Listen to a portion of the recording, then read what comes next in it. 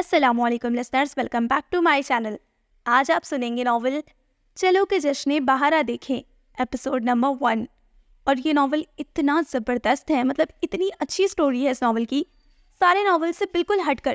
نہ تو یہ کوئی فورس میرج بیسڈ ناول ہے، نہ آفٹر میرج بیسڈ ہے، نہ کوئی لو سٹوری ہے۔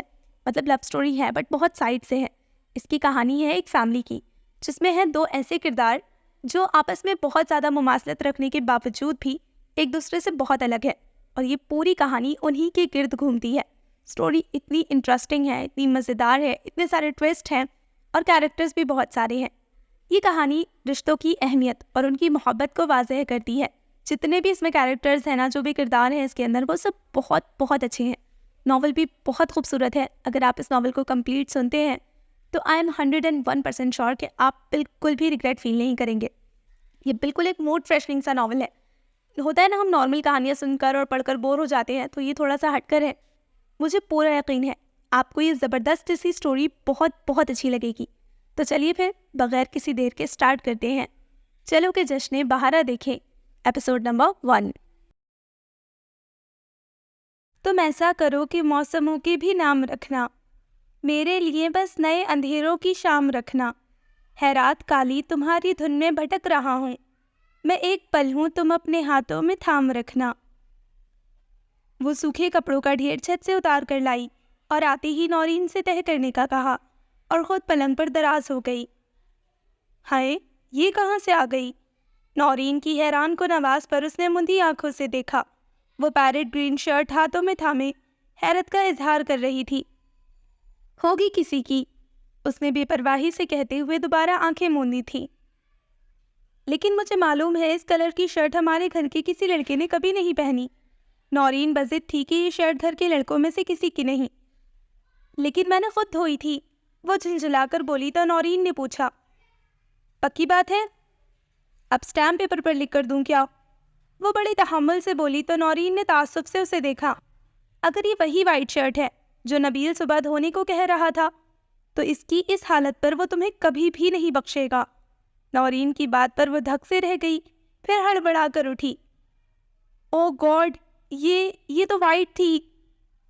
ہاں میری جان، کبھی ہوتی تھی یہ وائٹ، مگر اب تم اس پر بڑی کامیابی سے نوشی کے سوٹ کا رنگ چڑھا چکی ہو۔ نورین مسکرائی۔ اب کیا ہوگا؟ اس کا تو غصہ بھی اتنا برا ہے، وہ بے ساختہ بولی تو نورین نے استجاب سے اسے دیکھا۔ تم اور نبیل سے ڈر جاؤ؟ ناممکن، جیسے شہزینہ کا مذاق اڑا رہی ہو۔ ڈر نہیں رہی، بس ویسے ہی وہ پھر سے لڑنے بیٹھ جائے گا، اسی لیے کہہ رہی ہوں۔ وہ فوراً سنبھلی تھی، لہجے میں بے پرواہی سموئی، حالانکہ وہ اندر ہی اندر متوقع صورتحال سے خائف ہو رہی تھی۔ تمہیں تو بہت مزہ آتا ہے اسے تنگ کر کے۔ اب کیا ہوا؟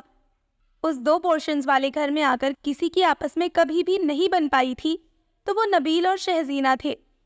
شہزینہ کی ہٹ دھرمی اور ضدی طبیعت نبیل کو سختی اور بیزار کن رویے پر اکساتی تھی۔ رات کو فو فو کردہ شرٹ ہاتھوں میں لیے اس کے کمرے میں وہ چلا آیا۔ یہ کیا کیا تم نے؟ میری نئی شرٹ تھی بالکل۔ اس کا غصہ دیکھ کر وہ خوفزدہ سی ہو گئی، مگر جو حیثیت اس کی تھی اس کے مطابق اسے سہمنا یا ڈرنا نہیں چاہیے تھا۔ میں نے جان بوجھ کر نہیں کیا، پتہ نہیں کیسے لا علمی میں اس نے اپنی صفائی پیش کرنا چاہی، مگر وہ عادی ہی کہاں تھا۔ آخر تم اتنی لائن کیوں رہتی ہو؟ یہ 6ٹھی مرتبہ کیا ہے تم نے ایسا؟ وہ شرٹ گول مول کر کے اس پر اچھالتے ہوئے دل ملا کر بولا تو اس کے اندر بے بسی کی ایک لہر سی اٹھی۔ بھلا میرا کیا قصور ہے؟ اب ناکردہ گناہوں کی سزا بھی بھگتو۔ سوری نبیل، وہ اس کا سرخ چہرہ دیکھ کر بمشکل بول پائی۔ شٹ اپ، آئندہ کبھی ایسی حرکت کی تو؟ وہ اسے دھمکاتا جیسے آیا تھا ویسے ہی چلا گیا۔ او گاڈ، اس نے سکون کا سانس لیتے ہوئے آنکھیں موند لی۔ یہ کہاں پھنسا دیا تم نے مجھے؟ ہر روز ایک نیا قصہ سامنے آ جاتا ہے، پتہ نہیں میں سب کب تک سنبھال پاؤں گی، یا حقیقت سب پر آشکار ہو جائے گی۔ جو کچھ میں نے نہیں کیا اس کا الزام بھی مجھے پر آ رہا ہے۔ عاصم بڑے ریلیکس موڈ میں فلور کشن پر کوہنی ٹکائے میگزین میں غرق تھا۔ وہ دبے پاؤں کئی مرتبہ اس کے پاس گئی، مگر کافی ہمت مجتمع کرنے کے بعد بھی وہ بات نہ کر پائی۔ 6ٹھی بار وہ جھنجھلا کر اپنی کم ہمتی کو کوستی واپس پلٹنے لگی تو عاصم کو خود ہی شاید اس پر ترس آ گیا تھا۔ یوں کیوں بلیوں کی طرح پھر رہی ہو؟ اس نے میگزین سے نظر اٹھائے بغیر پوچھا تھا۔ وہ آہستگی سے صوفے پر ٹک گئی۔ اف، کتنا مشکل ہے یہ سب. پتہ نہیں وہ کیسے کر لیتی تھی. مجھے تو پل پل اپنی طبیعت کو کچلنا پڑتا ہے. مجھے کام تھا تم سے، وہ آہستہ سے بولی. عاصم نے پہلے حیرت سے اس کو دیکھا، پھر ہنس دیا. کمال ہے شینا، لگ تو نہیں رہا کہ تمہیں مجھ سے کام ہے. تمہارے تو تیور ہی کام کروانے والے نہیں. وہ صاف اس کا مذاق اڑا رہا تھا. وہ اندر سے جی بھر کر شرمندہ ہو رہی تھی. کیوں نہیں میں وہ انداز اپنا پاتی. تمہیں پتا ہے کہ نبیل اپنے کپڑے کون سی شاپ سے لیتا ہے؟ وہ بڑی سادگی سے پوچھ رہی تھی. وہ میں دراصل اس کے لیے ایک شرٹ لینا چاہ رہی تھی، بالکل ایسی. اس نے پیرٹ گرین شرٹ آگے کر دی. لا حول ولا قوت، یہ رنگ پہنے کا وہ؟ میری مانو تو یہ مذاق مت کرنا، خواہ مخواہ لڑائی مول لوگی. پلیز عاصم، اس کلر میں نہیں لینی. یہ تو اس کی وائٹ شرٹ کا کلر کل مجھ سے خراب ہو گیا تھا. اس کی صورت دیکھ کر عاصم نے بے ساختہ کہا لگایا. کمال ہو شینا تم، اتنا تنگ نہ کرو اسے، کسی دن ضائع ہو جاؤ گی اس کے ہاتھوں. عاصم نے داد دینے والے انداز میں کہتے ہوئے اسے وارننگ دی تھی. وہ جھنجھلا کر رہ گئی. یا خدا، کیسے بتاؤں کہ میں تنگ نہیں کر رہی. حد ہو گئی بے بسی کی. کتنا کچھ ہے کہنے کو، مگر کچھ کہنا قیامت لانے کے مترادف ہے. اچھا تم لا کر دو گے یا بس یوں ہی بحث کیے جاؤ گے؟ اندر کی بے بسی کھولن بن کر باہر آئی تو عاصم نے گہری سانس لی. لا دوں گا یار. تھینک یو برو، اور بالکل یہی چیز ہونی چاہیے، وائٹ کلر میں. یہ پیسے رکھ لو. اس نے روپے عاصم کے ہاتھ میں تھما دیے. کمال ہے، تم تو پرانی شینا لگتی ہی نہیں. وہ بے تحاشا ٹھٹکی. تیزی سے مڑ کر عاصم کو دیکھا. وہ پھر سے میگزین کھول چکا تھا. وہ چھپاک سے باہر نکل گئی. اور اگر ان لوگوں کو پتہ چل گیا کہ میں واقعی میں وہ شینا نہیں ہوں تو؟ اس کی دھڑکنیں بے ترتیب ہو گئی تھیں. عاصم نے مہربانی کی کہ اسے شام تک شرٹ لا دی. ویسے آپس کی بات ہے، یہ مہربانیاں کس سلسلے میں؟ مجھے ہی بتا دو. اس کی معنی خیز لہجے پر وہ بوکھلا گئی. عاصم تم؟ اسے سمجھ نہیں آیا کہ کیا کہے، اور وہ ہنستا ہوا کیچین ہوا میں اچھال کر کیچ کرتا چلا گیا. وہ پیر پٹک کر رہ گئی. شرٹ والا شاپر اس نے بستر پر پھینک دیا. یہاں تو ہر قدم پر ہی مصیبت ہے. اب جو نہیں ہوں وہ کیسے ظاہر کروں؟ میں نے اسے منع بھی کیا تھا، مجھ سے یہ سب نہیں ہوگا، مگر وہ ہے ہی ایسی. ٹھیک کہتے ہیں سب، ضدی، خود سر اور بدتمیز. اس کی جھنجھلاہٹ ختم ہونے میں ہی نہیں آ رہی تھی. اگر نوشی نہ آ جاتی تو شاید وہ یوں ہی ٹینس ہوتی رہتی. یہ عاصم کیا کہہ رہا ہے شینا؟ شینا نے غیر دماغی کیفیت میں نوشی کو دیکھا. تم نبیل کو گفٹ دے رہی ہو؟ وہ سر تھام کر بیٹھ گئی. بتاؤ نا. نوشی حیران تھی. اس نے سر اٹھا کر اسے گھورا. کس نے کہا کہ میں نبیل کو گفٹ دے رہی ہوں؟ عاصم نے گڑبڑا کر جواب آیا تھا. میرے پاس فضول پیسے نہیں ہیں جو ضائع کرتی پھروں. اس کی شرٹ مجھ سے خراب ہو گئی تھی، اسی کے بدلے لے کر دے رہی ہوں. اگر گفٹ دینا ہوتا تو عاصم سے منگوانے کی بجائے خود نہ جا کر لے آتی. اس سے پہلے تو کئی مرتبہ تم یہی حرکت کر چکی ہو، تب تو تم نے ایسی نیکی نہیں کی.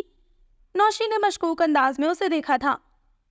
خدا کے لیے نوشی، میری جان چھوڑ دو، اور یہ شرٹ تم اپنی طرف سے اسے دے دو. میں تو پھنس گئی نیکی کر کے. اس نے جھلا کر کہتے ہوئے شاپر اٹھا کر زبردستی اس کے ہاتھ میں تھما دیا. یہ ہوئی نا بات. میں بھی کہوں شینا اتنا کیسے بدل سکتی ہے؟ نوشی طمانت اور سکون سے کہتی پلٹ گئی تھی. وہ روحان سی ہو کر بستر پر گر گئی. یہاں تو کسی سے ہمدردی کرنا بھی جرم ہے، اور کسی کے لیے نہیں، بس شینا کے لیے. ہاں. وہ فون پر مسلسل اس سے جھگڑ رہی تھی. کتنی بگڑی ہوئی ہو تم، اور مجھے تو اب احساس ہو رہا ہے. پتہ نہیں کب تک مجھے یوں ہی. ہیلو. وہ بات کر رہی تھی کہ اچانک لائن کٹ گئی. اس نے جھلا کر نظر اٹھائی. نبیل بڑے سکون سے کریڈل پر ہاتھ رکھے کھڑا تھا. اس کے کھلے لب آپس میں مضبوطی سے جکڑے. مجھے فون کرنا ہے، وہ اطمینان سے بولا تھا. امید واثق تھی کہ اب وہ کٹکھنی بلی کی طرح اس پر چڑھ پڑے گی، مگر وہ حیران رہ گیا تھا. اس نے خاموشی سے ریسیور اس کی طرف بڑھا دیا. کبھی کچھ کام بھی کر لیا کرو. وہ نشتر چپ ہونے سے باز نہ آیا. وہ چپ چاپ پلٹی تھی. نبیل نمبر پش کرتے ہوئے پرسوچ انداز میں اسے دیکھ رہا تھا.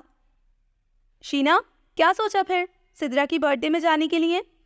نوشی نے اسے دیکھتے ہی ہانک لگائی تھی، مگر وہ صاف نظر انداز کرتے ہوئے ماما کے پاس آ گئی. وہ بڑی ممانی سے باتیں کر رہی تھی. وہ ان سے لپٹ کر بیٹھ گئی. تم بالکل بچی نہیں بنتی جا رہی ہو شینا، ماما نے فہمائشی انداز میں کہا، مگر اس پر قطعی اثر نہیں ہوا تھا. ماما، میں آپ کی گود میں سر رکھ کر لیٹ جاؤں؟ اس نے معصومیت سے فرمائش کی تھی۔ کیا بات ہے شینا، آر یو آل رائٹ بیٹا؟ ماما متفکر اس کو ساتھ لگاتے ہوئے بولی تو اس نے کچھ کہے بغیر ان کے سینے میں چہرہ چھپا لیا۔ ایک ٹھنڈک سی اس کے دل میں اترنے لگی تھی۔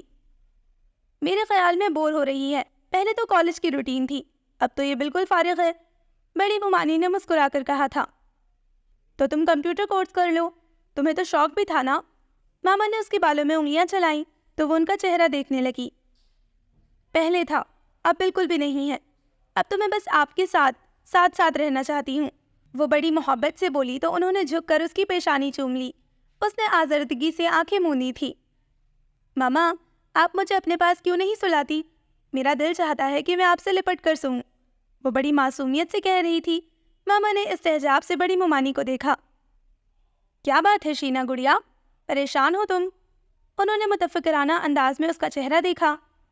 پتہ نہیں کچھ دنوں سے وہ انہیں بدلی اور نئی سی کیوں لگ رہی تھی۔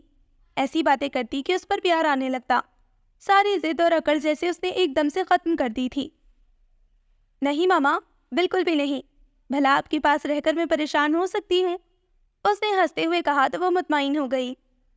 سدرا کی طرف نہیں جانا؟ دوبارہ اس کا فون آ چکا ہے، تمہیں تو ٹائم سے پہلے جانا چاہیے تھا، بڑی ممانی نے اسے یاد دلایا۔ یہ وہ ٹاپک جو پچھلے 2 دنوں سے گھر میں بار بار چل رہا تھا اور وہ اس سے جان بچا رہی تھی۔ ماما بالکل بھی دل نہیں کر رہا جانے کو، اس نے منہ پسورا تھا۔ ہے یہ میں کیا سن رہی ہوں؟ سدرا کی طرف جانے کو دل نہیں کر رہا؟ اب تو مجھے یقین ہو گیا ہے کہ تمہاری طبیعت ٹھیک نہیں ہے۔ ماما نے گھور کر دیکھا تو وہ سٹپٹا گئی۔ چلو اٹھو، جا کر تیار ہو جاؤ، اتنی چاہت سے اس نے بلایا ہے تمہیں اور تم ہو کہ نخرے دکھا رہی ہو، ناراض ہو جائے گی وہ۔ بڑی ممانی کے انداز سے اسے اندازہ ہوا کہ سدرا اس کی بہت اچھی سہیلی ہے اور اس کا جانا کسی صورت بھی ٹل نہیں سکتا۔ یا اللہ، میں کیا کروں؟ اچھا بھلا طبیعت خراب ہونے کا موقع مل رہا تھا، مگر ماما میں جاؤں گی کیسے؟ اس نے کاہلی سے پوچھا تو وہ اطمینان سے بولی، نبیل ہے نا اس کے ساتھ جانا۔ او نو ماما، وہ کرہائی۔ دیکھو اتنی لڑائی اچھی نہیں ہوتی۔ بڑی ممانی مسکرائیں، نبیل انہی کا بیٹا تھا۔ اچھا جلدی سے تیار ہو جاؤ، میں ابھی نبیل سے کہتی ہوں۔ ماما نے اب کی بار قطعی انداز اپنایا تھا۔ وہ اکتائے ہوئے انداز میں ان کے پاس سے اٹھی تھی۔ الماری کھولے، ہینگرز کو ادھر سے ادھر کرتے وہ مسلسل ایک عذاب میں مبتلا تھی۔ اب کیا ہوگا؟ کانیو سائن پوری آب و تاب کے ساتھ ذہن کی اسکرین پر جگمگا رہا تھا۔ کیسے پہچانوں گی سدرا کو؟ اور اگر کوئی اور دوست مل گئی تو؟ میں تو کسی کو جانتی تک نہیں اور پتہ نہیں کیسی لڑکی ہے وہ، اگر اسے پتہ چل گیا تو؟ لیکن ماما کو بھی تو نہیں پتہ چلا نا، اس نے خود کو تسلی دی تھی، کیونکہ جانا تو بہرحال تھا۔ ماما کے انداز سے لگ رہا تھا کہ اس کا جانا ضروری ہے اور وہ زیادہ انکار کر کے ماما کو خود سے مشکوک نہیں کرنا چاہتی تھی۔ اللہ میاں، اب آپ ہی بچانا مجھے، اتنی بڑی غلطی اور دھوکہ تو نہیں ہے یہ۔ وہ پرفیوم سپرے کر رہی تھی جب نورین نے اندر جھانکا۔ باہر تمہارا دشمن اول غصے سے بے حال ہو رہا ہے، جلدی کرو۔ اس خبر نے اس پر گھبراہٹ طاری کر دی۔ وہ جلدی جلدی دوپٹہ شانوں پر ڈالتی باہر آئی تھی۔ بڑی ممانی نے بڑی ستائش سے اسے دیکھا تھا۔ وہ اسے دیکھتے ہی اٹھ کھڑا ہوا۔ ماما نے بڑے پیار سے اس کی پیشانی چومی۔ ماشاءاللہ کتنی پیاری ہو گئی ہے میری بیٹی۔ ان کی برملا تعریف اور بڑی ممانی کی ہاں میں ہاں ملانے پر وہ بھی نبیل کے سامنے وہ جھیپ گئی تھی۔ نبیل نے اچٹی نگاہ اس کے چہرے پر ڈالی تو وہاں کھلنے والی سرخی نے نگاہ کو لمحہ بھر کے لیے جکڑ لیا۔ یہ منظر اس کے لیے نامانوس تھا۔ وہ سحر انگیز تاثر کو توڑنے کے لیے اکتاہٹ آمیز لہجے میں بولتا ہوا باہر نکل گیا تھا۔ وہ تیزی سے اس کے پیچھے بڑھی تھی۔ گفٹ لے لیا ہے یا لینا ہے ابھی؟ وہ پوچھ رہا تھا۔ وہ ہراساں سی اسے دیکھنے لگی۔ اس کی حبنک پن پر وہ چڑھ گیا۔ فرینچ میں بات نہیں کر رہا ہوں میں، گفٹ لینا ہے یا نہیں؟ اس کی ہر درجے سخت لہجے پر اسے سخت ذلت کا احساس ہوا۔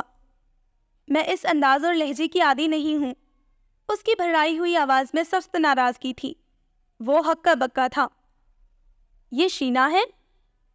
میرے خیال میں میرا لہجہ تمہارے لیے قطعی نیا یا غیر متوقع نہیں ہے، البتہ تمہارے رویے میں بہت تبدیلی دیکھ رہا ہوں۔ خیر تو ہے نا؟ اب کیا چال چلنا چاہتی ہو تم؟ وہ کڑوے لہجے میں کہہ رہا تھا۔ وہ ہمنک بن کر رہ گئی۔ ایک اور آزمائش، ایک اور امتحان۔ فضول باتیں نہ کرو، گفٹ ماما نے دے دیا تھا مجھے۔ اس نے فوراً ہی لہجے میں رکھائی سے منہ کر کہا اور اپنے بیگ کو ٹٹولا تھا جہاں ماما کی دی ہوئی گولڈ کی رنگ کی ڈبیا موجود تھی۔ ہاں ایکٹریس، وہ بڑبڑایا۔ کدھر جانا ہے اب؟ اس نے جھٹکے سے سر اٹھا کر نبیل کو دیکھا تھا۔ وہ بالکل ہلکی سپیڈ پر گاڑی ڈرائیو کرتا اکتائے ہوئے لہجے میں پوچھ رہا تھا۔ اس نے خشک لبوں پر زبان پھیری۔ تمہیں نہیں معلوم؟ لہجے میں حتی الامکان بے نیازی سموئی تو وہ اسے پھاڑ کھانے والی نظروں سے دیکھنے لگا۔ وہ تمہاری سہیلی ہے، میری نہیں، اور یہ کسوٹی میرے ساتھ کھیلنے کی کوئی ضرورت نہیں ہے۔ کدھر جانا ہے؟ اس کا دل جیسے کسی نے مٹھی میں لے لیا تھا۔ اس نے دھندلائی ہوئی نظروں سے ونڈ اسکرین کے پار دیکھنا چاہا۔ میں کیا پوچھ رہا ہوں؟ وہ دانت پیس کر بولا تو جو اس غیر متوقع سچویشن پر بہت ضبط کیے بیٹھی تھی ایک دم رو دی۔ نبیل کا پیر بے اختیار بریک پر پڑا تھا۔ یہ کیا ڈرامے بازی شروع کر دی ہے تم نے؟ وہ دبے لہجے میں دہاڑا تھا۔ اس انداز پر وہ سہم کر گاڑی کے دروازے سے جا لگی۔ کدھر ہے صدرا کا گھر؟ وہ کشمگی نگاہوں سے اسے دیکھ رہا تھا۔ ابھی یہ فضول ڈرامہ بند نہ کیا تو سیدھا گھر لے جاؤں گا، پھر چاہے منتیں کرتی رہو، کبھی نہیں لاؤں گا۔ وہ دھمکانے لگا تھا، مگر اسے کچھ پتا ہوتا تو وہ بتاتی نا۔ وہ میری طبیعت ٹھیک نہیں ہے، میرا سر چکرا رہا ہے، پلیز مجھے پلیز گھر لے چلو۔ اس نے بھیگی آنکھوں میں التجا سمو کر کہا تو اس نے لب کھینچ کر جیسے خود کو کچھ کہنے سے روکا اور پھر ایک جھٹکے سے گاڑی آگے بڑھائی تھی۔ اسے 5 منٹ میں واپس آتے دیکھ کر سب حیران رہ گئے تھے، مگر کسی کی کچھ پوچھنے سے پہلے ہی وہ ماما سے لپٹ کر رونے لگی تھی۔ اب سب کی مشکوک نظریں نبیل پر تھی، جو اصل صورتحال بتانے والا تھا جھنجھلا کر واپس پلٹ گیا۔ بڑی ممانی نے صورتحال کو بھانپ کر فوراً نبیل کو آواز دی۔ وہ مسلسل ماما سے چمٹی تھی اور وہ پریشان ہو رہی تھی۔ تم کہاں جا رہی ہو اور کیا تماشا ہے یہ؟ اس کے چہرے سے لگ رہا تھا کہ وہ دل پر جبر کر کے واپس لوٹا ہے۔ ممانی کے سخت لہجے پر وہ ذرا دیر کو دنگ رہ گیا تھا۔ یہ میرا نہیں، اس کا نیا تماشا ہے۔ وہ غصے سے ماں کو جواب دیتے ہوئے ماما سے مخاطب ہوا۔ محترمہ کو اپنی دوست کے گھر کا ایڈریس نہیں معلوم؟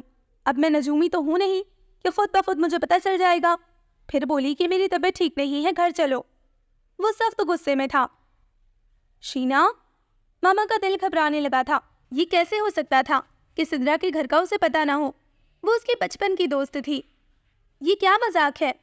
ماما نے اسے پیچھے جھٹکا، مگر اس کی زرد پڑتی رنگت دیکھ کر انہیں اندازہ ہو گیا تھا کہ واقعی اس کی طبیعت ٹھیک نہیں ہے۔ وہ بس اپنے ہاتھوں کو دیکھے جا رہی تھی۔ میں کیا پوچھ رہی ہوں؟ ان کے لہجے میں سختی آ گئی۔ نبیل بھی تماشا دیکھنے کے لیے عین اس کے سامنے بیٹھ گیا تھا۔ ماما کے لہجے پر وہ خائف سی ہو گئی۔ سچی ماما، کوئی بات نہیں ہے، اور نہ ہی میں نے مذاق کیا ہے۔ میری طبیعت خراب ہونے لگی تھی، سر چکرا رہا تھا۔ وہ اپنی صفائی پیش کرتی بہت عجیب سی لگ رہی تھی۔ اس سے پہلے تو وہ بندے کو بولنے ہی نہیں دیتی تھی۔ بات ماننا تو اس کی سرشت میں شامل ہی نہ تھا، البتہ بات منوانا اور حالات کو اپنے حق میں کرنا اس کے بائیں ہاتھ کا کھیل تھا۔ نبیل نے استہزائیہ انداز میں اس کی طرف دیکھا اور اٹھ کھڑا ہوا۔ پھپھو، آپ کی صاحبزادی کی یادداشت شاید کھو گئی ہے، اسلام آباد میں کہیں۔ اس کا لہجہ طنز سے پر تھا۔ شینا کے دل کو جیسے کسی نے شکنجے میں کس لیا۔ اس نے بے اختیار نبیل کی طرف دیکھا۔ اس کی نظروں میں کیا نہیں تھا؟ تمسخر، طنز اور استحزاز۔ اس نے فوراً ہی نظریں موڑی تھی۔ وہ تیز قدموں سے باہر نکل گیا۔ چلو چل کر آرام کرو، اب صدرا سے فون پر سوری کر لینا، ویسے ناراض تو وہ بہت ہوگی۔ بڑی ممانی نے پیار سے اس کا رخسار تھپتھپا کر کہا تو اس کی آنکھیں بھر آئیں۔ ماما، آپ خود اس سے بات کر لیجیے گا، مجھ سے تو وہ واقعی میں نہیں بولے گی، اس نے بھرائے ہوئے لہجے میں کہا اور اٹھ کر تھکے تھکے انداز میں اپنے کمرے کی طرف چلی گئی۔ نجمہ آئے تو اس کا چیک اپ کرواؤں گی، آج کل بہت سست سی لگ رہی ہے، ماما نے پرسوچ انداز میں کہا تو بڑی ممانی نے بھی ان کی ہاں میں ہاں ملائی تھی۔ چھوٹی ممانی نجمہ اور چھوٹے ماموں دونوں ڈاکٹر تھے۔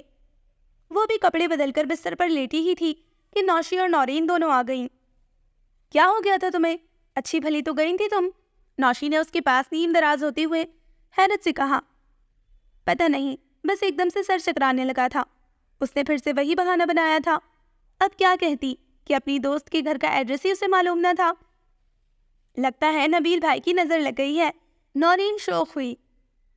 کیوں؟ اس کی کیوں؟ اس نے بڑی حیرت سے پوچھا۔ جواب میں دونوں ہنسنے لگی۔ انداز ایسا ہی تھا جیسے کہہ رہی ہوں کہ اب ہمیں تو بے وقوف مت بناؤ۔ میرے خیال میں جب لڑکی اتنی پیاری لگ رہی ہو تو نظر لگانے کا جواز تو ہوتا ہی ہے، خصوصاً ایک منگیتر کے پاس۔ نوشی نے بات کی تھی یا دھماکہ؟ اس کا دماغ جھنجھنا کر رہ گیا۔ اس نے جھٹکے سے سر اٹھا کر اس کی طرف دیکھا تھا۔ منگیتر؟ میرا نبیل؟ اس کے ذہن میں سپارکنگ ہونے لگی تھی۔ اے مانتی ہو نا؟ نوشی نے اس کی آنکھوں کے آگے ہاتھ لہرایا تھا۔ وہ جواب دینے کی پوزیشن میں ہی کہاں تھی۔ پلیز اب تم دونوں جاؤ، مجھے آرام کرنا ہے، اس نے اپنے لہجے کو بمشکل قابو میں رکھتے ہوئے سپاٹ انداز میں کہا، ورنہ جی تو چاہ رہا تھا کہ اس کی اس پزل پر رونے لگے جس میں ہر لمحہ نئی گیم سامنے آ رہی تھی۔ ہاں رنگت پیلی پڑ رہی ہے تمہاری، آرام کرو تم اب، نورین نے فوراً کہا تھا اور ساتھ ہی نوشی کو بھی اشارہ کیا۔ وہ سبھی شینا کے موڈ سے ڈرتے تھے۔ وہ پل میں تولا ہوتی اور پل میں ماشا۔ ان کے جانے کے بعد اس نے خالی نظروں سے بائیں طرف کی تیسری انگلی میں پڑی ڈائمنڈ کی رنگ کو دیکھا تھا۔ اس کا مصرف آج اس کی سمجھ میں آ گیا تھا۔ اف، یہ کس گرداب میں پھنس گئی ہوں میں؟ اس کی آنکھیں فوراً پانی سے بھرنے لگی۔ ذہن چٹکنے لگا تھا اس غیر متوقع صورتحال پر۔ جو بات ہنسی مذاق اور انجوائمنٹ سے شروع ہوئی تھی وہ اس قدر الجھی ہوئی اور عجیب صورتحال اختیار کر لے گی یہ اس نے نہیں سوچا تھا۔ وہ تکیے میں منہ چھپا کر لیٹ گئی۔ ذہن اس صورتحال پر غور کر کے تھک گیا تھا۔ یا خدا میری مدد کرنا۔ وہ مسلسل سوچوں کی گرداب میں پھنسی تھی۔ جب اس نے یہ انگوٹھی پہنی تھی تو اسے قطعی علم نہ تھا کہ اس خوبصورت اور چھوٹی سی چیز کے پیچھے اتنی بڑی کہانی چھپی ہوگی۔ اس ڈرامے کی سب سے خاص شے ہے۔ ذہن کے پردے پر ہنستا ہوا فریش جملہ لہرایا تھا۔ اس کی آنکھیں بھیگنے لگی۔ اسے احساس ہو رہا تھا کہ اس سارے معاملے کو یہی ختم ہو جانا چاہیے، مگر کیسے؟ آدھی رات کو وہ لاؤنج میں گئی اور فون اٹھا کر دبے پاؤں کوریڈور میں لے آئی۔ نائٹ بلب کی روشنی میں اس نے دھڑکتے دل کے ساتھ نمبر پش کیے اور فون کی بیل سننے لگی۔ ایک ایک لمحہ اس کے اعصاب پر بوجھ بن کر گزر رہا تھا۔ کتنی دیر کے بعد فون ریسیو کیا گیا تھا۔ ہیلو جی؟ وہ فوراً پہچان گئی تھی۔ یہ شبنم کی آواز تھی۔ وہ کھنکاری، تمہاری چھوٹی بی بی سے بات ہو سکتی ہے کیا؟ اس نے تعارف کرائے بغیر بات کی تھی۔ لہجے میں ذرا بھاری پن پیدا کیا تھا۔ وہ جانتی تھی کہ شبنم کسی قدر بے وقوف سی ہے، وہ کیا اور کیوں کے چکروں میں نہیں پڑتی۔ وہ جی صاحب جی کے ساتھ گئی ہوئی ہیں۔ شبنم کی نیند زدہ آواز میں جھنجھلاہٹ نمایاں تھی۔ اس نے حیرت سے ٹائم دیکھا۔ اس وقت رات کے 1:30 بجے وہ کہاں گئی ہے؟ وہ جی سیر پر گئے ہیں، کاغان اور سوات، آج صبح ہی نکلے ہیں وہ لوگ۔ اس کے کانوں میں سائیں سائیں کی آوازیں آنے لگی۔ ہلو جی؟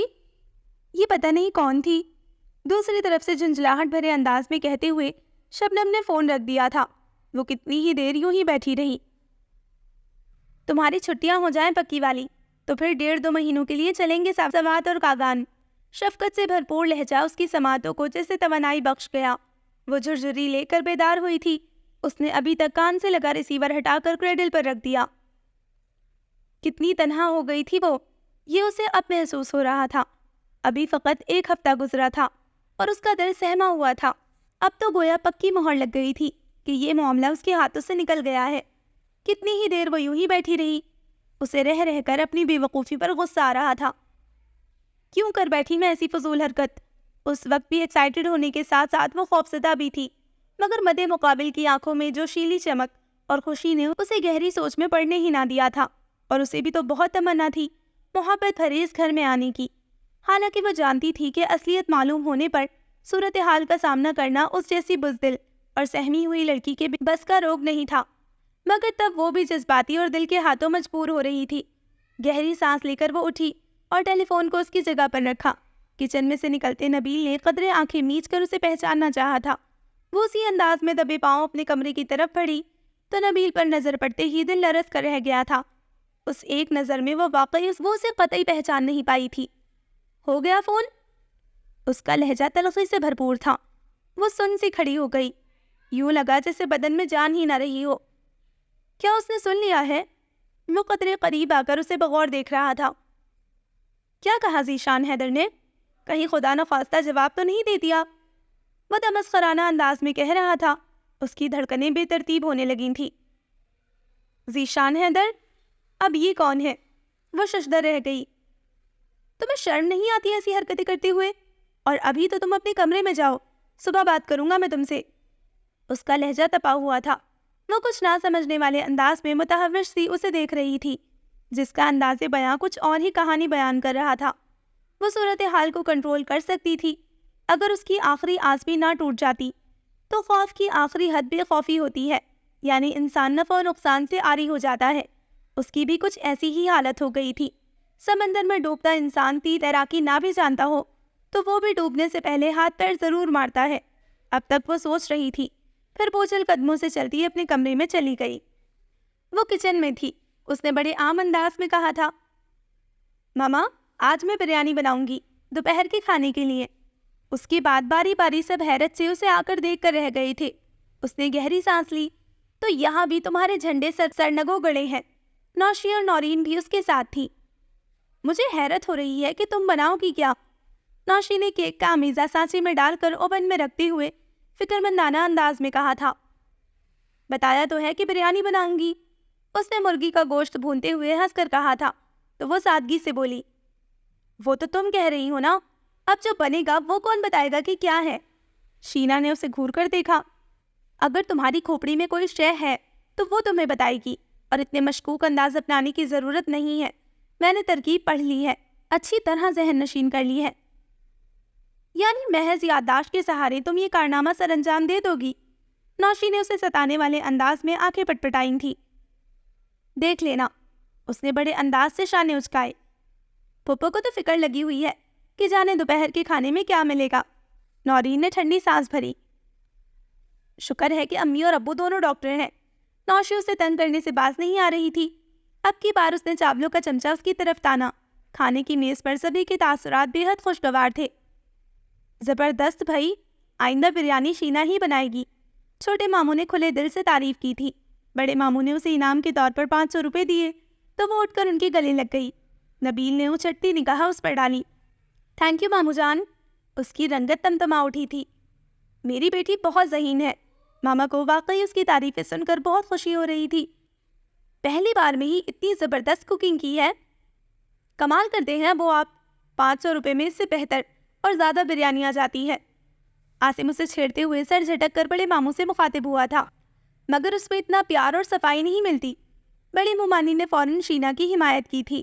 وہ چڑھانے والی نظروں سے عاصم کو دیکھنے لگی۔ یہ پیار تو ٹھیک ہے، مگر یہ صفائی کا کیا معاملہ ہے؟ نورین نے نقطہ اٹھانا اپنا فرض سمجھا، اور عاصم نے کسی کے بولنے سے پہلے بات اچکی تھی۔ میں بتاتا ہوں، ہر شے میں سے صابن اور سرف کا ٹیسٹ آ رہا ہے۔ اس سے پتہ چلتا ہے کہ محترمہ شہزینہ صاحبہ کتنی صفائی پسند ہیں۔ کیا پتہ گوشت کو صابن سے اور چاولوں کو سرف سے دھو کر حفظان صحت کے اصولوں کے مطابق پکایا ہو۔ کیوں چچی جان؟ وہ بڑے شرارت بھرے لہجے میں کہتے ہوئے چھوٹی ممانی سے مخاطب ہوا، تو سبھی ہنس دیے۔ اب 500 روپے مل گئے ہیں تو جو چاہے کہو۔ شینا نے اسے چڑھایا۔ ان سب میں نبیل ہی تھا جو بس دل جمعی سے کھانا کھانے میں ہی مگن تھا، یوں جیسے موجودہ حالات سے اسے کوئی دلچسپی نہیں ہو۔ بھائی یہ خطرناک بات نہیں؟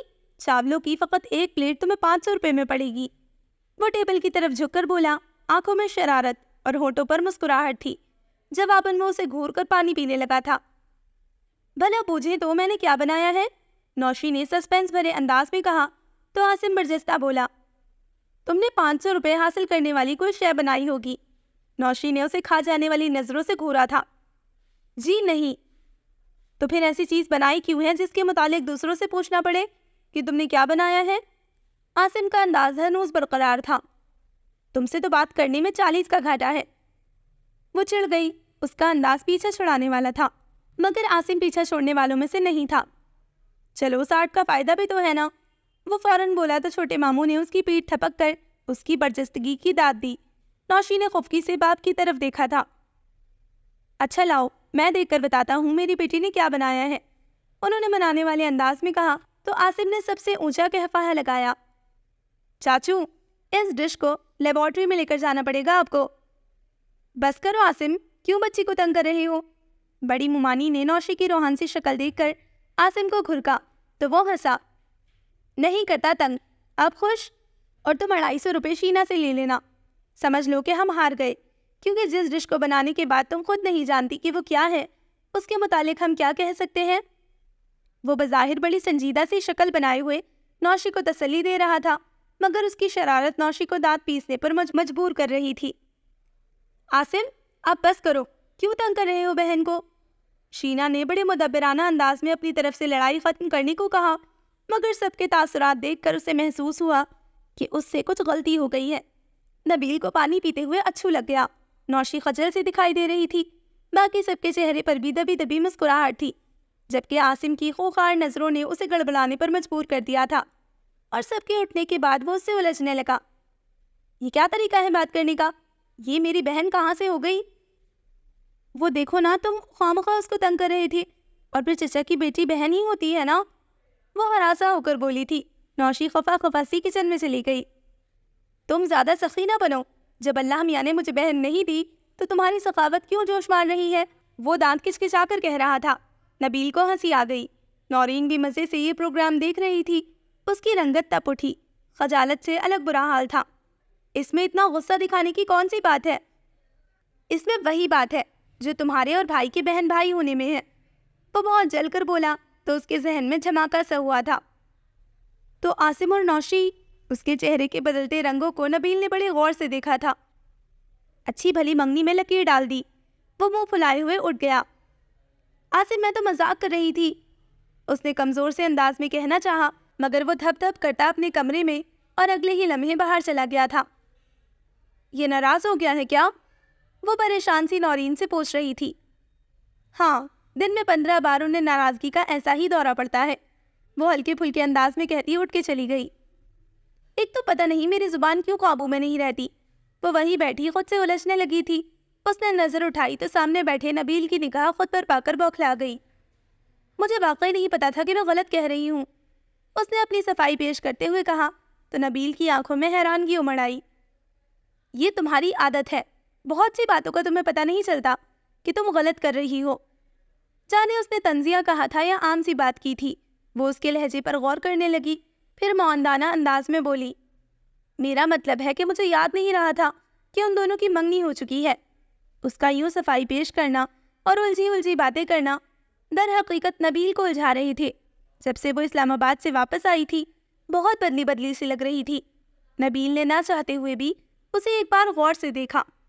हर वक्त नखवत से तने रहने वाले चेहरे पर इतनी मलामियत और भोलापन था कि वो कहीं से भी पुरानी शीना नहीं लग रही थी। उसे कई बार उसकी हरकतों से यूं लगता जैसे किसी हादसे में वो अपनी याददाश्त खो बैठी है। उसे याद था जब वो इस्लामाबाद से लौटी थी तो पहली बार अपनी अलमारी खोलने के बाद वो पूरे घर में चिल्लाती फिर रही थी, मेरी अलमारी में किसने अपने कपड़े लटकाए हैं? तब पप्पू ने उसे डांटा था और उसे याद दिलाया था कि ये तमाम जीन्स, शर्ट्स और टी शर्ट्स वो अपनी मर्जी और पसंद से खरीद कर लाई थी, कि ये फैशन है। और वो ये सब सुनकर कैसे हैरान रह गई थी, जैसे उसे अपने मुतालिक ये बात उसी वक्त पता चली हो। उस दिन के बाद किसी ने उसे जीन्स पहने नहीं देखा था। उसके बाद खुद नबील की शर्ट खराब करने के बाद उसे नई शर्ट मंगवा कर देना, सिद्रा जैसी बेस्ट फ्रेंड का एड्रेस भूल जाना, और अब आसिम और नौशी की मंगनी से लाइल्मी का इजहार करना, सब नबील को परेशान कर रहा था। तुमने खजर से कुछ मंगवाया था, वो तो याद है ना? वो वहां से उठने का सोच रही थी जब एकदम ही उससे मुखातिब हुआ। वो करहा कर रह गई। मैंने, उसने कचदाई से काम लिया, जबकि जहन की दी गई इंफॉर्मेशन के मुताबिक दौड़ना जारी रखा, मगर अफसोस कि इस नाम के किसी शख्स के मुतालिक उसे कोई हिदायत नहीं मिली थी। वो तो यही कह रहा था, वो बड़ी आन से लहजे में कह रहा था, मगर नजरें शीना के चेहरे पर थी। उसके लहजे से शीना को जरा बात करने का हौसला हुआ। उसने नोट किया कि वो उसके तासुरात जांच रहा था। पता नहीं कब की बात कर रही हो तुम, वो बेचारगी से बोली। नबील को इस कदर बेतकल्लुफी से तुम कहना भी उसके लिए बहुत दिक्कत तलब मरहला साबित हुआ था। इस्लामाबाद से वापसी पर जब उसने नबील और आसिम को आप कहकर मुखातिब किया तो सबको हैरत का दौरा पड़ गया था। आसिम तो बाकायदा उससे लड़ पड़ा था। उसका ख्याल था कि वो तंज कर रही है, जबकि नबील ने साफ अल्फाज में कहा था कि इस कदर ड्रामे करने की ज़रूरत नहीं है। अब जो तुम्हारा इंप्रेशन शुरू से पड़ चुका है उसे हम बदल नहीं सकते। तब से वो बमुश्किल उन दोनों को तुम कहकर ही मुखातिब करती थी। आई थिंक इस्लामाबाद जाने से पहले तुमने उससे फरमाइश की थी। वो साबका अंदाज में बेपरवाही समेटे कह रहा था। उसे अपना दिल कानों में धड़कता महसूस हुआ। वो बड़े ध्यान से बोला था, अब तो जो हो सो हो, ये तो तय है कि इस आजमाइश से गुजरना ही है, तो क्यों ना थोड़ी हिम्मत का मुजाहिरा कर ही डाला जाए।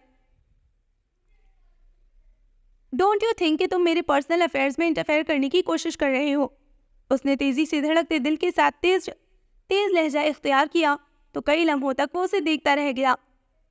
ویسے تمہیں یہ تو یاد ہوگا نا کہ خضر کون ہے، یا وہ بھی بھول گئی ہو؟ وہ بڑے چپتے ہوئے لہجے میں بولا تھا۔ شینا نے فوراً خود کو سنبھالا۔ میں نے کہا نا کہ یہ میرا اور اس کا معاملہ ہے، وہ سختی سے بولی تو وہ اس کی گھبرائی ہوئی شکل دیکھتے رہنے کے بعد قدرے توقف سے بولا تھا۔ میرا خیال ہے کہ تم یہ بھول گئی ہو کہ یہ فرمائش تم نے میرے ذریعے ہی کی تھی۔ وہ جوں کی تو بیٹھی رہ گئی۔ اسے لگ رہا تھا کہ اگر چند لمحے اس نے مزید اس شخص کے سامنے گزارے تو اس کا پول کھل جائے گا۔ وہ اگلے ہی لمحے جانے کے ارادے سے اٹھ کھڑی ہوئی۔ پھر کیا کہوں میں اس سے؟ وہ اس کے تاثرات جانچتے ہوئے بھویں اچکا کر پوچھ رہا تھا۔ وہ جھنجھلا کر رہ گئی۔ اس سے کہہ دینا کہ میں نے خود لے لی ہے وہ چیز۔ اس کے تیز لہجے پر نبیل کی آنکھوں میں حیرت کی چمک لہرائی۔ Are you sure? اس کے انداز میں ہی نہیں، آواز میں بھی بے یقینی تھی۔ کہا تو ہے کہ ہاں، اب کیا دکھانا ضروری ہے؟ اس نے بہت تپے ہوئے لہجے میں پوچھا تھا۔ دل مطمئن تھا کہ بات سنبھال لی ہے۔ یہ تو میں نے نہیں کہا۔ ویسے رکھا کہاں ہے اسے؟ پرس میں یا الماری میں؟ اس نے اب کی بار بڑے سرسری انداز میں پوچھا تھا۔ اس کی خواہ کی بحث اور غیر معمولی دلچسپی پر وہ چٹک کر رہ گئی تھی۔ الماری میں رکھا ہے؟ کیوں؟ ڈاکر ڈالو گی کیا؟ وہ پیر پٹکتی وہاں سے چلی گئی تھی۔ نبیل کی نگاہوں نے حد نظر تک اس کا پیچھا کیا تھا۔ اس کی آنکھوں میں سوچ کی پرچھائیاں اور چہرے پر گہری سنجیدگی تھی۔ نوشی، خدا کے لیے بس کر دو۔ کتنی دیر سے اپنے ساتھ مجھے بھی خوار کر رہی ہو، اور کتنی دکانوں کی خاک چھانو گی؟ وہ گھنٹہ بھر سے نوشی کے ہمراہ شاپ ٹو شاپ پھر رہی تھی۔ نوشی کو عاصم کے لیے برتھ ڈے گفٹ لینا تھا، مگر اس کی پسند پتہ نہیں کتنی اعلیٰ تھی کہ کوئی شے اسے پسند نہیں آ رہی تھی۔ شینا جھنجھلا اٹھی۔ کوئی شے پسند ہی نہیں آ رہی ہے، وہ بے چارگی سے بولی تو شینا نے گہری سانس لی۔ تمہیں گھر سے سوچ کر نکلنا چاہیے تھا، ایسے بھی کبھی شاپنگ ہوتی ہے کیا؟ اسے یوں بے مقصد پھرنے سے اکتاہٹ ہو رہی تھی۔ نوشی رک کر اسے گھورنے لگی۔ یہ تم کہہ رہی ہو، حالانکہ یہ عادت تمہاری ہی ڈالی ہوئی ہے کہ مارکیٹ چلے چلو، جو پسند آئے خرید لو۔ خواہ پہلے سے دماغ کو تھکانے سے کیا فائدہ؟ وہ لب بھیج کر رہ گئی۔ اندر غضب کی لہریں اٹھی تھی۔ بھاڑ میں جائے شینا اور اس کی عادتیں۔ وہ جلدی کی لستی اس کے پیچھے اگلی دکان میں داخل ہوئی تھی۔ تم ہی کوئی مشورہ دے دو، روبوٹ کی طرح چلتی جا رہی ہو۔ نوشی نے اسے گھرکا تھا۔ میں کوئی مشورہ نہیں دے سکتی، میرے پاؤں تھک گئے ہیں چل چل کر۔ لو، ہم اتنا عرصہ دھوکے میں رہے کہ تم دماغ سے سوچتی ہو۔ کیا مطلب؟ اس نے گھورا۔ مطلب یہ کہ ہمارا دماغ تھک جائے تو ہم یہ جواب دیتے ہیں جو پاؤں تھک جانے پر تم دے رہی ہو۔ یوں لگ رہا ہے جیسے پاؤں سے سوچتی ہو، وہ مزے سے کہہ رہی تھی۔ اچھا فضول مت بولو، وہ جھیپ گئی۔ اتنا غور و خوض اگر گفٹ کی خریداری میں کرو تو مزید پھرنے کی ضرورت ہی نہ پڑے۔ اس نے فوراً سنجیدہ انداز اپنایا تھا۔ چلو پھر ایسا کرتے ہیں کہ تم چوز کرو۔ اس نے فوراً ہی شینا پر بات ڈال دی۔ وہ دانت کچکچا کر رہ گئی، پھر اسے وہیں سے واپس گھسیٹا۔ یہ کیا بدتمیزی ہے؟ وہ احتجاجاً چلائی۔ خاموشی سے چلو، اس نے سختی سے کہا تھا۔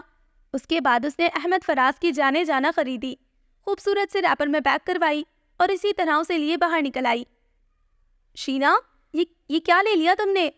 وہ روحان سی ہو رہی تھی۔ پہلے کبھی لی ہے تم نے؟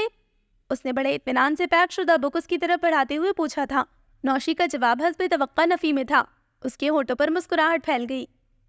پھر اب اس کے تاثرات دیکھنا، وہ بڑے سکون سے بولی تو نوشی اسے دیکھ کر رہ گئی۔ نوشی اس کے ساتھ منہ پھلائے گھر میں داخل ہوئی تھی۔ پہلا سامنا ماما سے ہوا تھا۔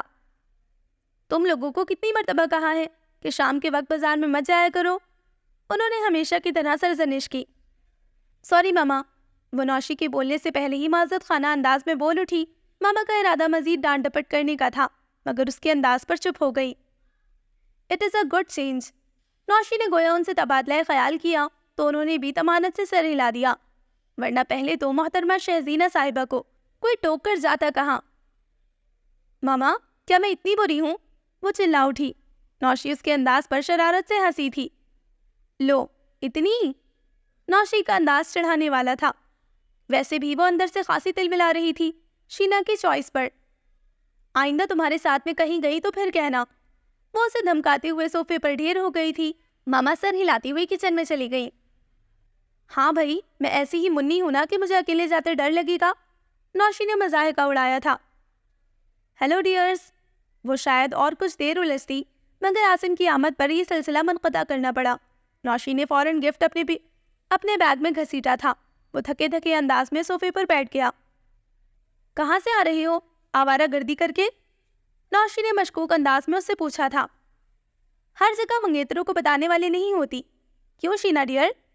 وہ شرارت سے جگمگاتی نگاہوں سے نوشی کو دیکھتے ہوئے شینا سے تائید چاہ رہا تھا۔ وہ تو پہلے ہی تیار بیٹھی تھی، فوراً اس کے ساتھ مل گئی۔ ہاں ہاں بالکل۔ عاصم، اگر کوئی ایسی ویسی حرکت کی تو خیر نہیں ہے تمہاری، نوشی نے اسے دھمکایا تھا۔ یہ نیا قانون پاس ہوا ہے کیا؟ وہ مصنوعی حیرت سے پوچھ رہا تھا۔ شینا نے لا علمی سے اظہار کے طور پر شانے اچکائے۔ میں تمہاری اور اپنی جان ایک کر دوں گی، نوشی نے دانت کھچکچا کر کہا۔ او، تم میں جان ہی کتنی ہے؟ وہ تمسخر اڑانے والے انداز میں بولا۔ شینا کی ہنسی نے جلتی پر تیل کا کام کیا تھا۔ اس نے شینا کو گھورا تھا۔ مجھے معاف فرمائے۔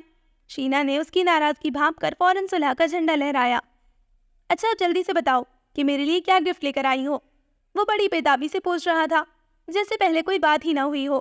نوشی بھی سب کچھ بھول بھال کر اسے بتانے لگی۔ عاصم، تمہیں کیا بتاؤں؟ تمہیں تو پتا ہے کہ میں کس قدر چوزی ہوں۔ اتنی شاپس دیکھی مگر کچھ بھی پسند نہ آیا۔ بہت مشکل سے تمہارے لیے گفٹ خریدا ہے میں نے۔ عاصم ایک ٹک اس کی چلتی زبان کو دیکھ رہا تھا۔ اس کی آنکھوں میں شدید سی چمک امڑ آئی۔ پھر وہ سکون سے بولا تھا، اچھا تو چوزی، اب میرا گفٹ بھی دکھا دو۔ نوشی کی زبان کو ایک دم سے بریک لگی۔ وہ عاصم کو گھورتے ہوئے بولی، یہ چوزی کس کو کہا تم نے؟ ابھی تم ہی تو کہہ رہی تھی کہ تم بہت چوزی ہو۔ وہ رات میں آئے بغیر مزے سے بولا تھا۔ شینا محظوظ ہو کر ہنسی۔ نالائق شخص، یہ انگلش والا چوزی ہے، یعنی بہت سلیکٹیو ہوں۔ نوشی نے دانت پیستے ہوئے تصحیح کی۔ وہ ہنستا ہوا اٹھ گیا۔ او، میں سمجھا شاید مرغی کی بچی۔ ہاں، بدتمیز، دل جلانے کا ماہر۔ نوشی کلس کر جاتے ہوئے عاصم کو گھور رہی تھی۔ رات کو سب کے جمع ہونے پر کھانا شروع کرنے سے پہلے عاصم نے کیک کاٹا تھا۔ ہیپی برتھ ڈے، نبیل نے اسے گلے سے لگا کر خوش دلی سے کہا تھا۔ سب نے اسے گفٹ دیے۔ شینا نے اسے پرفیوم گفٹ کی تھی۔ لیڈیز اینڈ جینٹلمین، یہ میرے ڈیئرسٹ کزن کی طرف سے زندگی میں پہلا تحفہ ہے، اسی لیے گوہر بگ ہینڈ۔ عاصم نے بڑی شرارت سے کہا تو سب نے تالیاں بجائیں۔ کیا ہے، اس سے پہلے کبھی گفٹ نہیں دیا میں نے تمہیں؟ وہ احتجاج کرنے لگی۔ ان کی سادگی و تیور تو دیکھیے۔ وہ برجستگی سے گویا ہوا۔ سب کے ہنسنے پر وہ خجل سی ہو گئی۔ یہ انجام ہے اس کا ساتھ دینے کا، نوشی نے فوراً سے اسے جتایا تھا۔ چلو بھائی فٹافٹ کھانا کھاؤ، بڑی ممانی نے آواز لگائی تھی۔ چل یار، گفٹ بعد میں دیکھ لینا۔ چھوٹے چاچو نے عاصم کی کمر میں ہاتھ ڈال کر اسے بھی ساتھ گھسیٹ لیا تھا۔ کیا خوشبوئیں ہیں، میرے تو منہ میں پانی آنا شروع ہو گیا ہے۔ عاصم نے ڈائننگ ٹیبل پر پہنچتے ہی اپنی قوت شامہ کا مظاہرہ کیا۔ تمہارا منہ ہے سرکاری نل۔ نوشی کے ہاتھ تو نادر موقع لگا تھا۔ وہ برجستگی سے بولی اور وہ پہلی مرتبہ لاجواب ہوا تھا۔ سب کے ہنسنے پر وہ منہ پر ہاتھ پھیر کر گویا نوشی کو دھمکی دیتے ہوئے بیٹھ گیا۔ شینا اور نوشی ایک دوسرے کی طرف دیکھ کر ہنس پڑی۔ اب اتنا بھی تنگ نہ کرو کہ بعد میں تمہیں کو پچھتانا پڑے۔ نورین کافی سمجھدار تھی۔ پھپھو، آج خضر کا فون آیا تھا آفس میں۔ کھانے کے دوران نبیل اچانک ماما سے مخاطب ہوا تھا۔ خیریت تو ہے نا؟ وہ ہاتھ روک کر اسے دیکھنے لگی۔ جی بالکل، ایکچولی آپ نے جس لڑکی کی بات کی تھی اس کی امی اس لڑکی کو دیکھنا چاہتی ہیں۔ وہ پوچھ رہا تھا کہ کس دن اس کی امی ہماری طرف آئی۔ وہ بتا رہا تھا۔ ماما مسکرا دی۔ جب دل چاہے آ جائے، کیوں شینا؟ انہوں نے اجازت دیتے ہوئے شینا سے تائید چاہی تھی۔ نورین سے باتیں کرتی وہ چونک گئی۔ جی ماما، کیا کہا آپ نے؟ بھائی تم نے اپنی دوست کا ذکر کیا تھا نا خضر کی امی سے؟ ماما نے پانی گلاس میں اونڈیلتے ہوئے کہا۔ وہ کنفیوز ہونے لگی۔ جی ماما، اب وہ لڑکی دیکھنا چاہ رہی ہیں، انہوں نے اسے انفارم کیا۔ وہ کیوں؟ وہ گھبراہٹ کی زیر اثر تھی۔ ماما نے قدرے خفگی سے اسے دیکھا۔ فلزا کی بات کر رہی ہوں، خضر کے لیے تم نے کہا تھا نا۔ اس کی تو شادی ہو گئی۔ نبیل اس کی بوکھلاہٹ اور ہکلاہٹ کو بغور دیکھ رہا تھا۔ اتنی جلدی؟ ابھی پچھلے دنوں تو کہا تھا تم نے مجھ سے، ماما تحیر سے کہہ رہی تھی۔ وہ ایکچولی ان لوگوں کو جلدی تھی تو ہو سکتا ہے کہ وہ جھوٹ بولتے بولتے بار بار لڑکھڑا رہی تھی۔ مفروضوں پر بات مت کرو، کل وہ لوگ آئیں گے، ان کے ساتھ چلی جانا۔ نبیل نے بڑی سنجیدگی سے گویا بات ختم کی تھی۔ میں؟ وہ اپنی طرف اشارہ کر کے اس قدر حیرت سے بولی کہ ماما کو غصہ آنے لگا۔ بات بھی تو تم ہی نے کی تھی۔ اچھا بھلا وہ لوگ رشتہ کر رہے تھے، تم نے اپنی دوست کی تعریفیں کر کر کے ادھر سے ان کا دھیان، ادھر سے ان کا دل اچاٹ کر دیا۔ اب وہ تمہارا تعاون چاہ رہے ہیں تو تم نخرے دکھا رہی ہو۔ اوہو عابدہ، کیا ہے بھائی، ڈانٹ کیوں رہی ہو بچی کو؟ وہ انکار تو نہیں کر رہی جانے سے، کل چلی جائے گی۔ بڑے ماموں نے ماما کو ٹوک کر نرمی سے کہا تو وہ پلکیں جھپک کر آنسو روکنے کی کوشش کرنے لگی۔ مسلسل جھوٹ بول بول کر اصلیت کو چھپا چھپا کر وہ تھک گئی تھی۔ اس کا دل چاہ رہا تھا کہ ماما کی مشفق باہوں میں سمٹ کر انہیں ایک ایک لفظ بتا دے۔ ایک بات یاد رکھنا، جب تک وہاں رہو گی کسی پر بھی اعتبار کر کے اصلیت مت بتا دینا، ورنہ حالات ایسے بگڑیں کہ ان پر تم قابو نہیں پا سکو گی۔ اس کے ذہن میں کھلکھلاتی ہوئی آواز لہرائی تھی۔ تو پھر میں کل کا ٹائم دے دوں؟ نبیل اس سے مخاطب تھا۔ وہ بری طرح چونکی۔ نہیں، پہلے میں فون کر کے اس سے پوچھ لوں، یوں ایک دم سے جانا ٹھیک نہیں، ہو سکتا ہے وہ گھر پر ہی نہ ہوں۔ اس کے ذہن نے تیزی سے کام کرنا شروع کر دیا تھا۔ وہ نبیل کی طرف دیکھے بغیر بظاہر بڑی بے پرواہی سے کہہ رہی تھی، مگر یہ کام جس قدر دقت طلب تھا یہ وہی جانتی تھی۔ ماما کے کہنے کے مطابق فلزہ کے گھر کا صرف اسے ہی پتا تھا۔ یہ بات جان نکالنے والی تھی۔ ہاں بھائی، یہ بات تو ٹھیک ہے، چھوٹی ممانی نے اس کی تائید کی۔ بن بتائے جاؤ تو ہو سکتا ہے کہ وہ ملے ہی نہ، 100 کام ہوتے ہیں انسان کو۔ اچھا تو پھر آج ہی فون کر لینا۔ ماما نے اسے تلقین کی تو وہ مرے مرے انداز میں اچھا کہہ کر کھانے کی طرف متوجہ ہو گئی۔ یہ الگ بات تھی کہ اب اس سے نوالا نگلنا مشکل ہو رہا تھا۔ کھانے کے بعد چائے کا دور چلا، ساتھ عاصم کی برتھ ڈے کا کیک کھایا گیا تھا۔ آہستہ آہستہ سب اپنے کمروں میں چلے گئے تھے۔ آخر میں نورین، نوشی، عاصم، نبیل اور شینا ہی رہ گئے۔ ٹی وی پر کوئی ٹاک شو آ رہا تھا۔ نورین 11 بجے اٹھ گئی، اسے اگلے دن کالج بھی جانا تھا۔ اتنا اچھا تو نہیں ہے کہ اس کے لیے اپنی نیند برباد کی جائے۔ وہ جمائیاں لیتی ہوئی چلی گئی۔ اس کے بعد عاصم اور نوشی اکٹھے ہی اٹھے تھے۔ ہاں سچ، تم نے تو فلزہ کو فون کرنا تھا نا؟ نوشی نے جاتے جاتے اسے یاد دہانی کروائی تھی۔ بس کرنے لگی ہوں، اس نے ٹالا تھا۔ نشریات کا اختتام ہو گیا تھا اور وہ ابھی تک بیٹھی تھی۔ اس نے دل میں شدت سے دعا کی کہ یا اللہ، یہ شخص اٹھ کر چلا کیوں نہیں جاتا۔ ابھی اس نے دعا مانگی ہی تھی کہ وہ اٹھا اور ٹی وی آف کر کے چلا گیا۔ Thanks God. وہ جلدی سے اٹھ کر ٹیلی فون کی طرف بڑھی۔ اس کے ہاتھ میں چھوٹی سی ڈائری دبی ہوئی تھی جس میں فلزہ کا فون نمبر موجود تھا۔ اس نے ریسیور اٹھایا اور تیزی سے دھڑکتے دل کے ساتھ نمبر پش کرنے لگی۔ دوسری طرف سے کافی دیر کے بعد ریسیور اٹھایا گیا تھا۔ ہیلو، جی وہ فلزہ سے بات کرنی ہے، اس نے رکے رکے سے انداز میں کہا تھا۔ تبھی نبیل آ کر دوبارہ اس کے عین سامنے بیٹھ گیا۔ اس کا دل جیسے اچھل کر حلق میں آن ٹکا۔ وہ صوفے کے ہتھوں پر ہاتھ جمائے ٹانگ پر ٹانگ رکھے بڑے ریلیکس انداز میں بیٹھا تھا۔ وہ بڑے اطمینان سے بولتا ہوا اس کا اطمینان غارت کرنے لگا۔ تم بات کر لو، اس کے بعد مجھے خضر کو جواب دینا ہے۔ دوسری طرف فلزہ آ چکی تھی۔ اس نے بڑی ہمت کے ساتھ بات شروع کی تھی۔ میں شینا بول رہی ہوں۔ دوسری طرف سے بہت ایکسائٹڈ رسپانس ملا تھا۔ اتنے دنوں بعد تمہیں میری یاد آئی ہے؟ مجھے بہت غصہ تھا تم پر، اسی لیے میں نے بھی فون نہیں کیا۔ وہ اب خفا ہو رہی تھی۔ ایکچولی میں مصروف تھی، چند روز ہوئے اسلام آباد سے لوٹی ہوں۔ تم لوگ تو گئے ہی نہیں، سیما کی شادی میں بھی مجھے تنہا جانا پڑا۔ وہ کھنکارتے ہوئے ذرا کانفیڈنٹ سے بولی۔ سیما نے فون کیا تھا مجھے، بڑی لعنتیں پڑی ہیں مجھے۔ اور یہ تم نے اتنی لیٹ فون کیوں کیا ہے؟ وہ کافی باتونی لڑکی تھی۔ شینا نے طویل سانس لی۔ میں نے شاید تم سے ایک رشتے کے متعلق بات کی تھی۔ وہ اندھی چال چل رہی تھی، اب اس کی قسمت کے تیر نشانے پر جا لگا۔ ہاں کہا تو تھا، پھر؟ وہ پوچھنے لگی۔ پھر یہ کہ کل وہ لوگ تمہارے یہاں آنا چاہ رہے ہیں۔ شینا نے اپنی آواز مدھم کر لی۔ میں چاہ رہی ہوں کہ تم مجھے اپنا ایڈریس لکھوا دو۔ ایڈریس کیوں؟ کیا تم نہیں آ رہی ہو؟ وہ حیران ہوئی۔ شینا نے کنکھیوں سے وال کلاک پر نظریں جمائے بیٹھے نبیل کو دیکھا۔ مجھے کہیں جانا ہے، اور ویسے بھی میرے علاوہ کسی اور کو تمہارے گھر کا پتہ نہیں۔ اس نے اپنی مجبوری بیان کی تھی۔ اوکے لکھ لو، وہ گہری سانس لے کر بولی۔ 1 سیکنڈ میں ذرا پین لے آؤں۔ وہ اسے ہولڈ کرنے کا کہہ کر اٹھنے لگی تھی تو نبیل نے بال پوائنٹ نکال کر اس کی طرف بڑھایا۔ اس نے چپ چاپ بال پوائنٹ پکڑا اور ایڈریس والی ڈائری پر نوٹ کرنے لگی۔ اس سے معلوم ہو چکا تھا کہ نبیل جس قدر بے خبر نظر آ رہا ہے اس قدر بے خبر نہیں ہے۔ اوکے فلزہ، بیسٹ آف لک، جلدی ملاقات ہوگی۔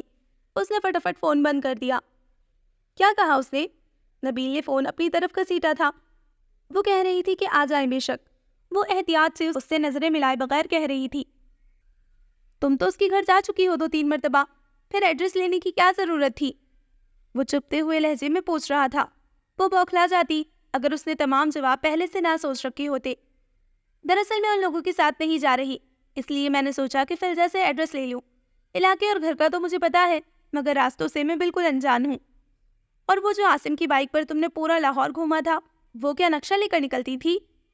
وہ تنزن بولا تھا۔ اس کی مشکوک نگاہیں شینا کو اپنا وجود چھیدتی محسوس ہو رہی تھی، مگر اس نے فوراً ہی اپنی کم ہمتی اور خوف پر غصے کا پردہ ڈالا۔ تمہیں اس سے کیا ہے؟ تمہیں ایڈریس چاہیے تھا، یہ لو۔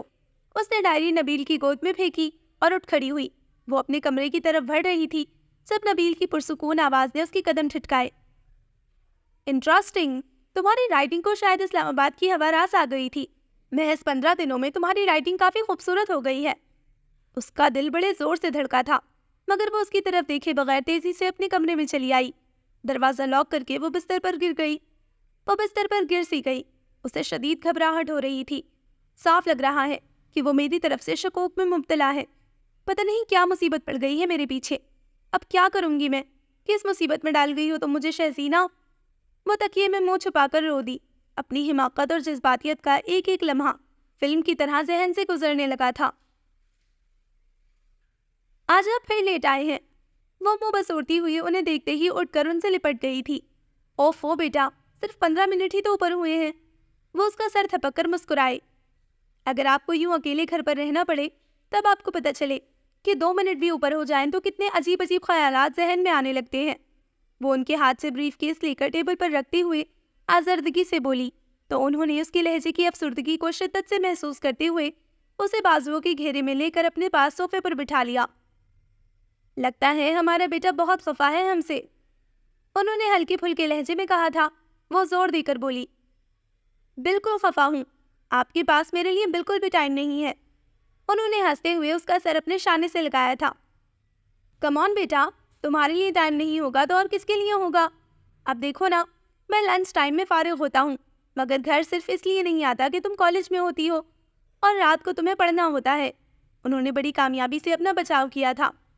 کالج سے تو میں 1:30 بجے آ جاتی ہوں، اس کے بعد مجھے کتنے گھنٹوں تک یوں ہی اکیلے بیٹھنا پڑتا ہے۔ اکیلے کیوں؟ شبنم بھی تو ہے، انہوں نے فوراً کہا۔ وہ تو اپنے کوارٹر میں چلی جاتی ہے، اب ہر وقت تو اسے سر پر سوار کرنے سے رہی۔ وہ جھنجھلائی تھی۔ انہوں نے مسکراہٹ دبا کر بظاہر تعصب سے اسے دیکھا۔ تم تو کہتی ہو کہ وہ تمہاری سہیلی ہے۔ ابو پلیز مذاق میں مت ڈالے، آج اگر ماما ہمارے ساتھ ہوتی تو میں بالکل بھی اکیلی نہ ہوتی۔ وہ ایک دم ہی بات کو دوسری سائڈ پر لے گئی تھی۔ ان کے مسکراتے لب سکڑ گئے۔ کتنا مزہ آتا نا، میں اور شہزینہ کالج سے آتی تو ماما ہمارے لیے کھانا بنا کر رکھتی، ہم لوگ خوب باتیں کرتے، شرارتیں کرتے، اور پھر ہم تینوں مل کر آپ کا انتظار کرتے۔ وہ خیالوں میں گم سپنے بن رہی تھی۔ ان کے پہلو میں ایک لہر سی اٹھی۔ یہ آج کی بات نہیں تھی۔ فرزینہ نے اپنی بہن اور ماں کو یاد کیا تھا۔ وہ یوں ہی کبھی ان کے دیر سے لوٹنے، کبھی ان کے ڈانٹنے اور کبھی کبھی ناراضگی پر وہ بہانے سے ان کا ذکر کرنے لگتی تھی، اور اس وقت اس کے لہجے میں اس قدر حسرت اور تشنگی سی ہوتی کہ وہ اسے ٹوک نہیں پاتے تھے۔ ابو، ماما کو بھی یاد ہوں گی نا؟ وہ بڑی حسرت سے پوچھ رہی تھی۔ انہوں نے اس کے بالوں پر لب رکھ دیے۔ ہاں میری جان، بھلا ماں اپنی بیٹی کو بھول سکتی ہے کبھی؟ ان کا لہجہ اس کی امید کو سہارا دے گیا۔ اور شوہر کو؟ اس نے چہرہ اٹھا کر انہیں دیکھا تھا۔ اس کے سوال پر ان کا چہرہ دھواں دھواں ہونے لگا تھا۔ یہ وہ سوال تھا جس کا جواب 18 سال سے وہ خود کو بھی نہیں دے پائے تھے۔ اسے کیسے مطمئن کرتی؟ ابو، شہزینہ مجھے یاد کرتی ہوگی نا؟ آپ کے پاس جو تصویریں ہیں ان میں تو وہ بالکل میری جیسی ہے۔ اب پتہ نہیں شاید بدل گئی ہو، وہ متفکرانہ انداز میں کہہ رہی تھی۔ تم دونوں ٹوینس ہو، بچپن میں بھی تم دونوں کو پہچاننا بے حد مشکل تھا۔ تمہاری ماما ہمیشہ تم لوگوں کی کپڑوں کی نشانی رکھتی تھی۔ تمہیں اگر پنک فراک پہناتی تو شینا کو بلو۔ اب آپ کیوں یوں تنہا ہو گئے ہیں؟ مجھے بھی تنہا کر دیا، وہ بڑی خفگی سے پوچھ رہی تھی۔ حالانکہ ہزاروں دفعہ وہ انہیں کٹہرے میں کھڑا کر چکی تھی، پھر بھی اسے تسلی نہیں ہو پاتی تھی۔ تنہا تو اس نے مجھے کر دیا تھا، بہت انا تھی ہم دونوں میں۔ اور بیٹا، ایک بہت گہری بات جو مجھے اس طویل سفر کے بعد سمجھ میں آئی ہے، وہ یہ ہے کہ جہاں انا ہو وہاں اگر محبت ہو بھی تو مر جاتی ہے۔ انا کا زہر محبت کے پودے کو پنپنے نہیں دیتا۔ میں روشن مستقبل کے لیے بیرون ملک جانا چاہتا تھا۔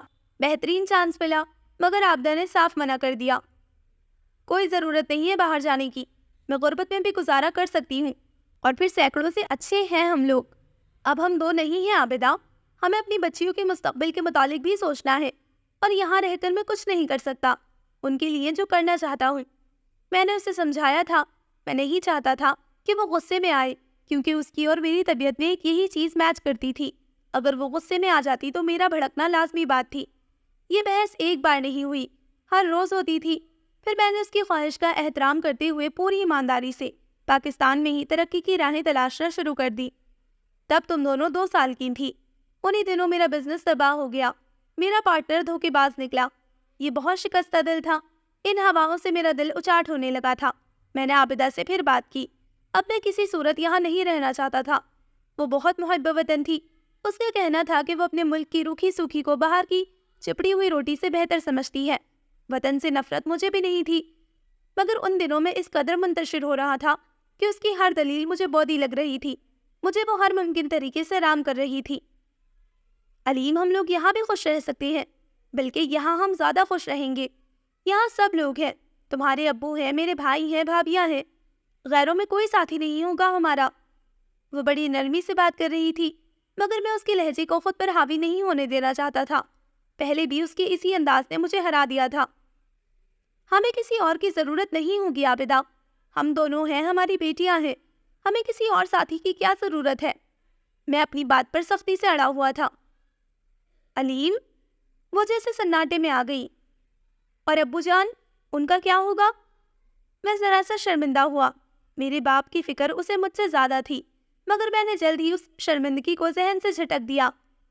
انہیں وہاں جاتے ہی میں بلوا لوں گا، فی الحال تو فیملی ویزا ہے، میں نے سرسری انداز میں اسے تسلی دی تھی، مگر وہ کسی قیمت پر بھی میرے ساتھ جانے کو راضی نہیں تھی۔ عابدہ پلیز، اس بار میرے ساتھ بحث مت کرنا، میں کسی قیمت پر بھی یہ چانس کھونا نہیں چاہتا۔ اگر تم نے اس مرتبہ بھی انکار کیا تو میں سمجھ لوں گا کہ تمہیں میرا ساتھ گوارا نہیں ہے۔ میں نے سنگ دلی کی انتہا کر دی تھی، صرف اس کی تسخیر کر لینے والے الفاظ کے اثر سے بچنے کے لیے۔ میں یکلخت انتہائی اقدام پر اتر آیا تھا، اور وہ کس قدر بے یقینی سے مجھے دیکھ رہی تھی۔ یہ ہے تمہاری محبت علیم؟ مجھ سے، اپنے بچوں سے، اپنے باپ سے اور اس وطن سے؟ میں سمجھ گیا تھا کہ اس پر میری کوئی دلیل، کوئی توجیہ اثر نہیں کرے گی۔ تب میں نے انتہا کر دی، میں تمہیں اس سے لے آیا۔ اس نے ایک بار بھی انکار نہیں کیا، بس خاموشی سے دیکھتی رہی۔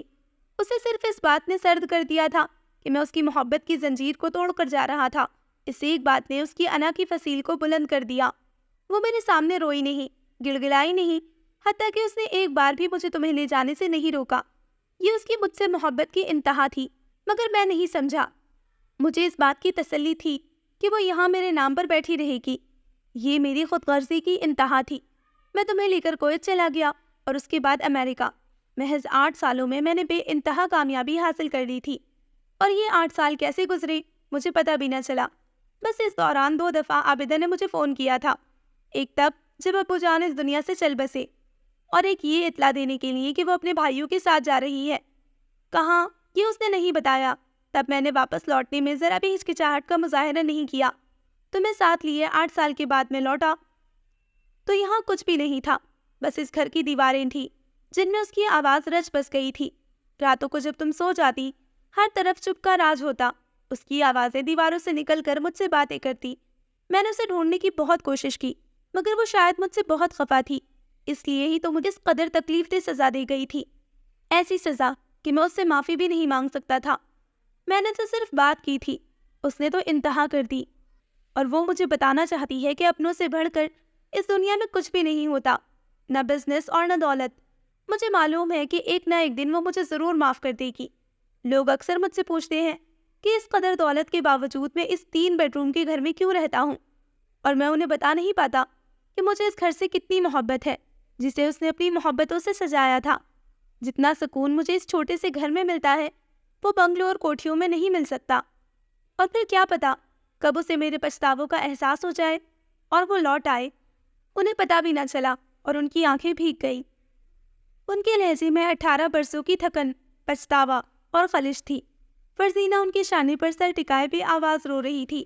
کس قدر بے بس تھی وہ کہ اپنے باپ کو اس کی غلطیوں کا تانا بھی نہیں دے سکتی تھی۔